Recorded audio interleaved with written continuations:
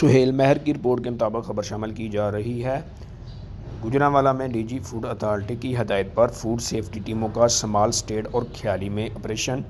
2 confectionery unit کو 1 لاکھ روپے جرمانہ عائد۔ بھاری مقدار میں ناقص ایکسپائر فلیور اور رنگ تلف۔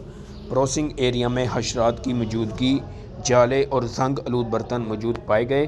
کنفیکشنری کی تیاری کے لیے ممنوعہ رنگوں اور فلیور کا استعمال کیا جا رہا تھا۔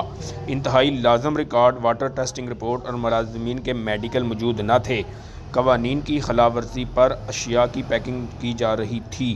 وزیر اعلیٰ پنجاب کے حکم پر چھوٹے بڑے تمام فوڈ پوائنٹ اور یونٹ کو چیکنگ کی عمل میں لایا جا رہا ہے۔ ملاوٹ کا خاتمہ پنجاب فوڈ اتھارٹی کی اولین ترجیح ہے۔ جعل سازی کرنے والوں کا کاروبار جڑ سے اکھاڑ دیا جائے گا۔